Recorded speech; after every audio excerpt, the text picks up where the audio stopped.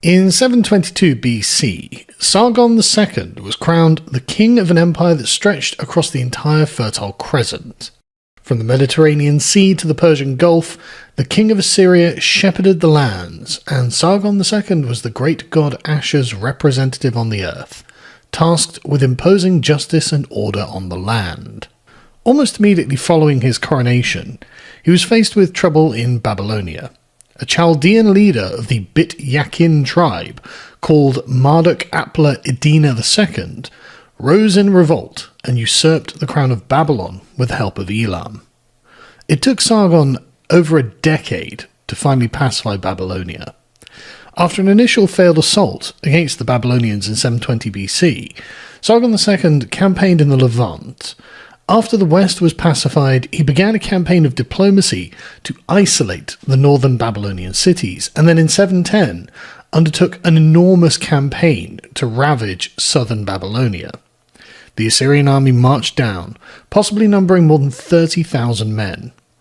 He bypassed Babylon and instead conquered city after city in what was Sumer. Once the hinterland was pacified, Marduk-apla-iddina II, betrayed by his Elamite allies and defeated by the Assyrians in the field, fled into exile. Sargon II was invited to enter Babylon, and did so without violence. He spent the next 3 years putting the affairs of Babylonia in order. He participated in the Babylonian New Year festival, received homage from local rulers, defeated plundering bandits, and began infrastructure projects. We know about this campaign from the great inscription of Dur-Sharukin, modern-day Korabad, in which he tells us, "I proclaimed Anduraru for Uruk, Eridu, Larsa, Kisik, and Nemed Luganda." Andurarum was the Assyrian word that literally meant freedom, and in this context means debt remission, as in freedom from what the debtors owed to the creditors. This did not last terribly long for the Babylonians, however, as in 689 BC, 21 years later, Sargon II's son Sennacherib comprehensively destroyed Babylon after a failed uprising in which his eldest son was captured and executed by the Babylonians. So thorough was Sennacherib's destruction that after he had enslaved the population, he ordered the city's homes, temples, and walls to be levelled. He diverted the Euphrates to flood the ruins and heaped up debris into the great canal his father had dug.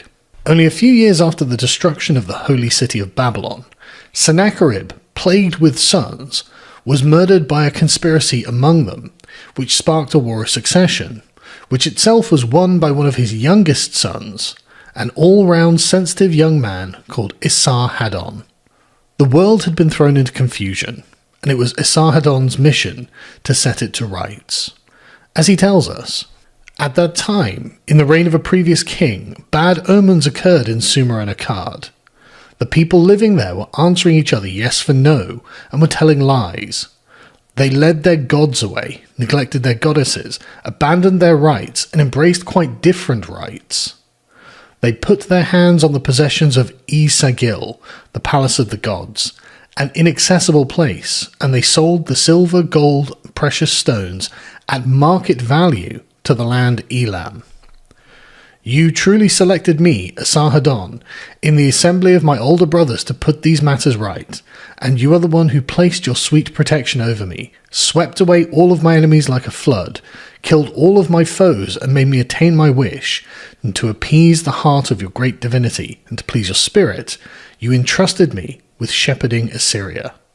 At the beginning of my kingship, in my first year, when I sat in greatness on my royal throne, good signs were established for me. In heaven and on earth, Marduk constantly sent me his omens. The angry gods were reconciled, and they repeatedly disclosed favourable signs concerning the rebuilding of Babylon. Esarhaddon, feeling a terrible existential guilt of the destruction of such a sacred place, rebuilt Babylon after he took the throne. As he says, I established anew the remission of debts for the wronged citizens of Babylon, people entitled to the privileged status and freedom guaranteed by the gods Anu and Enlil. I gathered the bought people who had become slaves and who had been distributed among the foreign riffraff and counted them once again as Babylonians. I returned their looted possessions, provided the naked with clothing, and let them take the road to Babylon. I encouraged them to resettle the city, build houses, plant orchards, and dig canals. This was a key to Esarhaddon's attempt to set right the moral ordering of the Mat Asher, that is, the dominion of Asher upon the earth. Like all Assyrian kings, he was keenly aware of his own metaphysical place in the universe and the duties and obligations that came with it. He was the shepherd of the people, and it was his task to ensure that villainy, license, and oppression was banished from the land. For the Assyrians and the Babylonians, there was no distinction between the material and the metaphysical. All things were intertwined. The mere selling of precious goods plundered from the great temple Isagil to foreign lands at market rate was as moral a wrong as abandoning the proper religious rites were. Such blasphemous behaviour undermined the moral standing of the entire civilization, and if the king of Assyria did not uphold the moral order of his civilization, it put into threat the entire order of the cosmos. It would bring nothing but chaos, suffering, and ruin.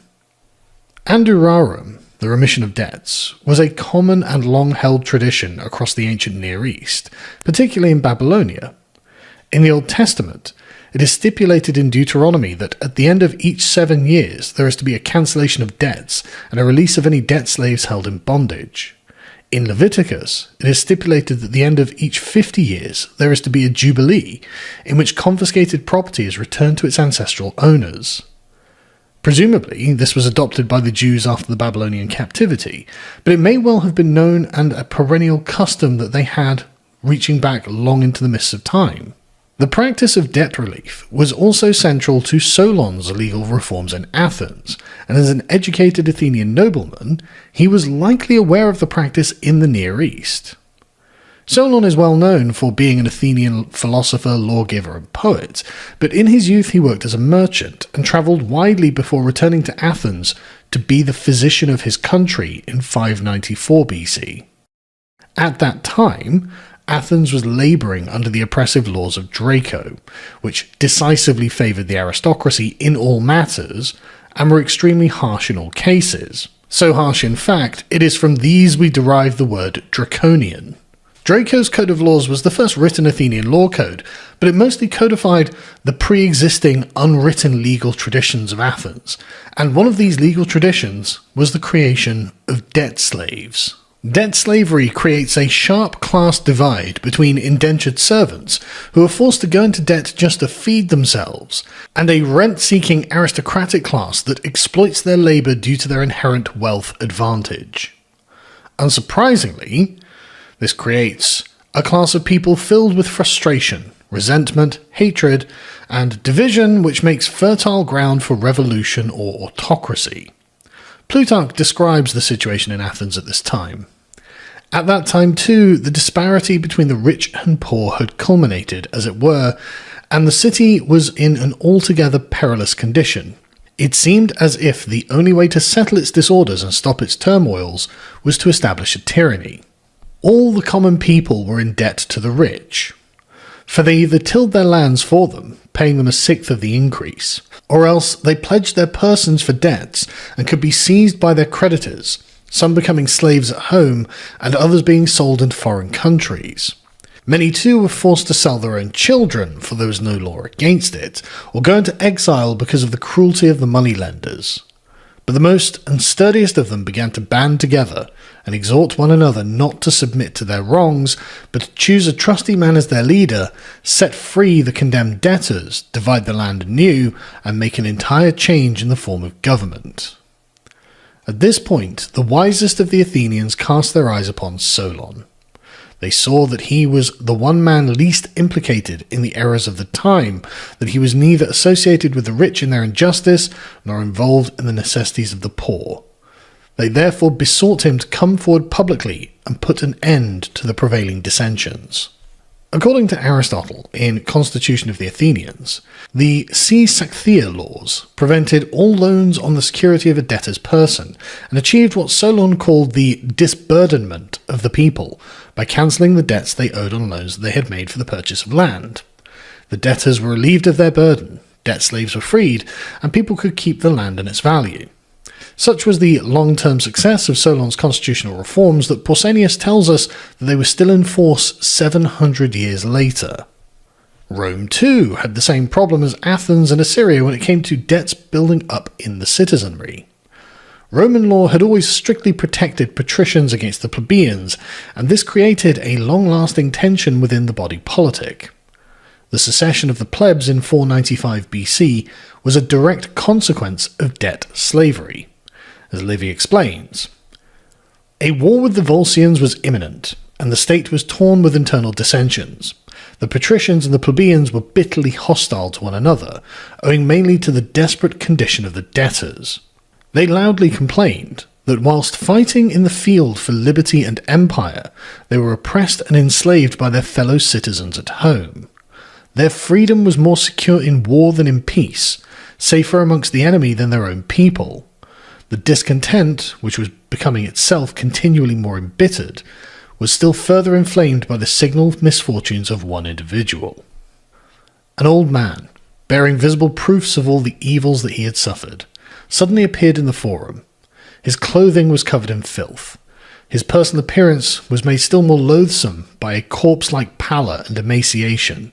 His unkempt beard and hair made him look like a savage. In spite of this disfigurement, he was recognized by the pitying bystanders. They said that he had been a centurion, and mentioned other military distinctions he possessed. He bared his breast and showed the scars which witnessed to many fights in which he had borne an honourable part. The crowd had now almost grown to the dimensions of an assembly of the people. He was asked, "Whence came that garb? Whence that disfigurement?" He stated that whilst serving in the Sabine War, he had lost not only the produce of his land through the depredations of the enemy, but his farm had been burnt, all his property plundered, his cattle driven away, the war tax demanded when he was least able to pay it, and he had got into debt. This debt had been vastly increased through usury, and had stripped him first of his father's and grandfather's farm, then of his other property, and at last, like a pestilence, had reached his person. He had been carried off by his creditor, not only into slavery, but to an underground workshop, a living death. Then he showed his back scored with recent marks of the lash. On seeing and hearing all of this, a great outcry arose. The plebeians then marched to the Aventine Hill and refused to enroll in the army until the Senate finally relented. They negotiated with 3 envoys from the plebeians and freed some of the plebs from their debts, and the office of tribune of the plebs was created to defend their interests. The death of the praetor Sempronius Acellio in 90 BC was another example of this unresolved tension. As Appian informs us, the creditor-debtor conflict was still a major social issue 400 years later. Dissensions arose in the city between debtors and creditors, since the latter extracted money due to them with interest, although an old law distinctly forbade lending on interest and imposed a penalty upon anyone doing so.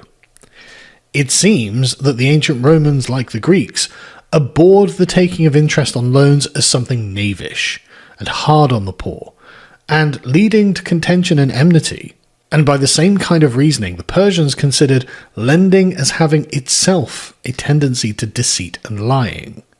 But, since time had sanctioned the practice of taking interest, the creditors demanded it according to custom.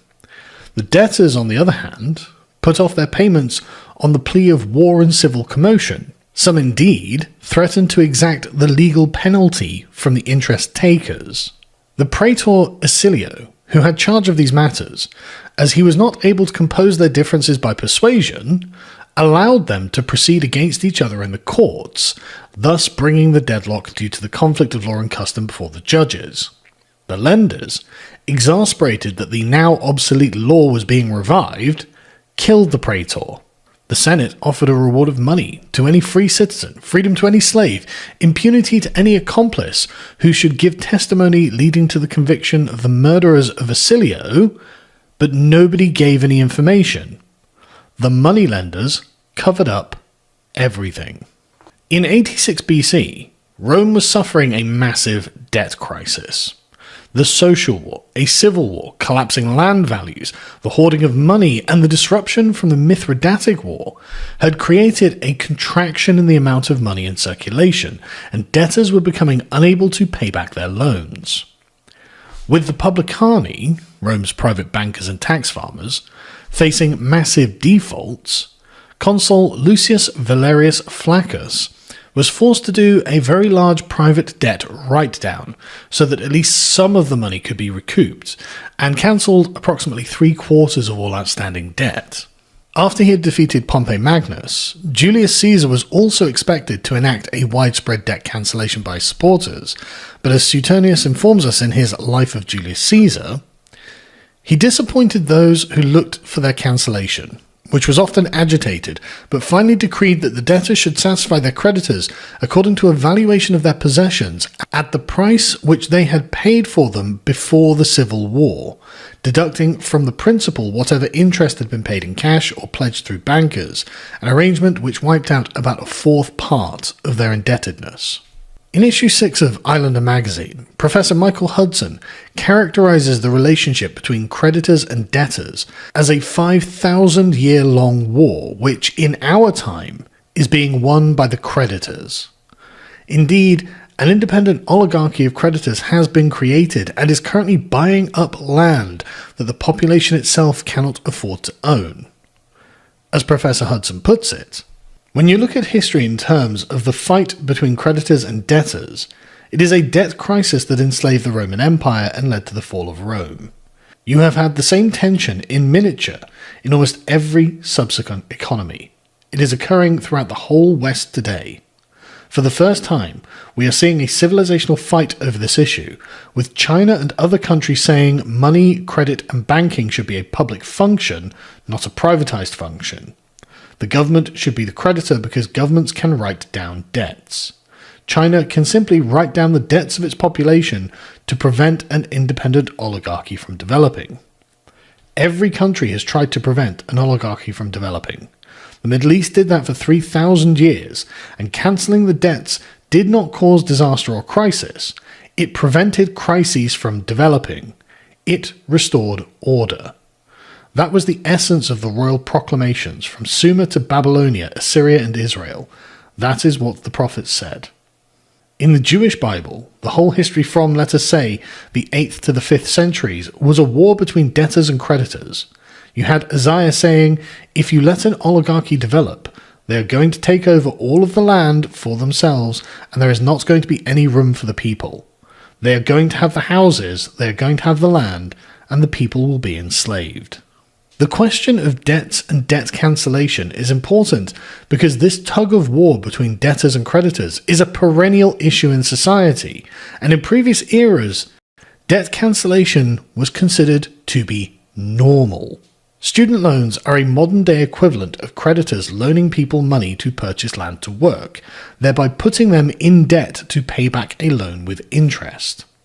The feeling of struggling uphill merely to stand still in the repayment of these debts is one of the primary reasons that people find themselves interested with left-wing politics. They think the position they have been put into materially is immoral. And this leads us to a point that I believe must be recognized. The distinction between the material and moral is illusory. Even if, philosophically, one cannot square the circle of how the material is also moral, in practical terms, it is clear that this is what people actually believe. It is wrong to make debt slaves out of an entire generation of young people. This in turn informs how they act. We ought to choose a system that does not turn us into debt slaves. And it's hard to find an argument against this. The narrative that they were sold is that they would be loaned money to go to a university, get a good education, and then enter the workforce at an advantage.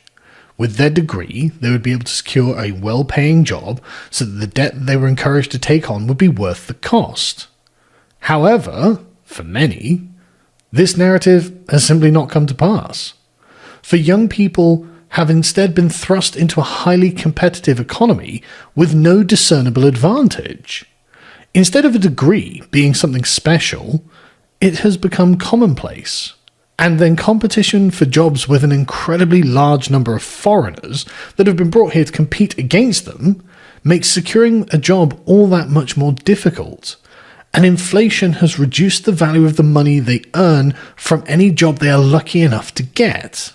This means that many young people have been absolutely crushed under the weight of the debts they took on in good faith, with the reasonable expectation that it would not be a problem in the future, and the prosperity they would enjoy would easily offset any repayments that they would have to make. This is not fair, and amounts to a form of modern debt slavery. The stability of the state is contingent on the population actually having a viable stake in society.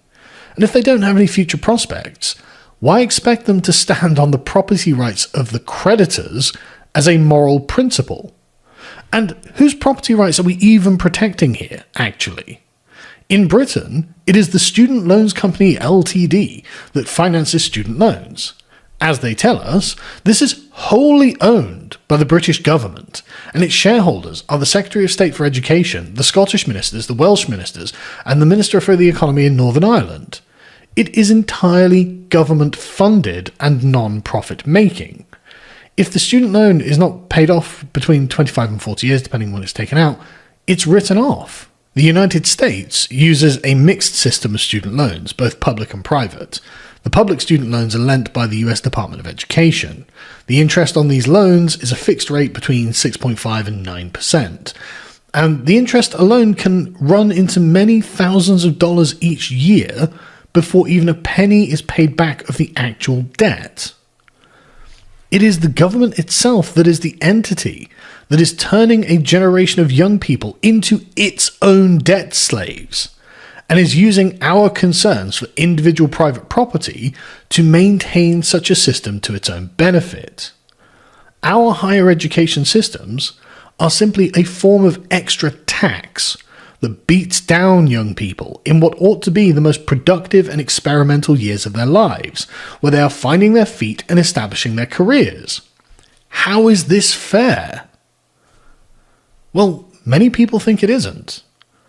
The polling company More in Common have produced a wide-ranging report that I'll probably refer to in future videos that details the spread of radical ideas in British society, and amongst many of the disquieting things it discovered was the fact that 61% of people believe the social contract is broken, and a full third believe that capitalism has failed and that we need a communist revolution. I think the problem that a third of the population have is they simply do not see a prosperous future for themselves within the current creditor-debtor system that we have, and they followed the rules to the letter. Is it any wonder, then, that there is widespread disenchantment with such a state of affairs? Is it any wonder that the economy is stagnant when we have a parasitic, rent-seeking government extracting the produce of labour from people who are still only at the very beginning of their working lives? Professor Hudson believes there is only one way to restore prosperity to the West. He says, "There is one way to restore economic and industrial growth to Britain, Europe, and the United States. That is to write down the debts that have built up, especially in the US, and I understand in Britain also, with student debts." I am no economist, so I can't give you the professional, detailed critique of the argument on its merits from that perspective, but it does seem to me that the perennial nature of debt forgiveness throughout history shows that it is used as a traditional mechanism to avert extreme economic inequality and the social tensions that this generates. It might be something that we want to consider. There is much of Professor Hudson's contribution to Islander 6 that I've left out here. Indeed, it's a very long essay, or interview it is, but it's a very long piece. And I've only taken out a small part of it that I think is particularly interesting, but the whole thing is genuinely fascinating, especially the way he connects Christianity to this concept. And this is just one of numerous superb articles, my own included, and artwork that it contains. If you would like to read the rest, I will leave a link in the description to shop.lotuseast.com, and as usual, Islander 6 is available worldwide, and there is a limited print run of this issue. Once it's gone forever, so please get your copy while you can.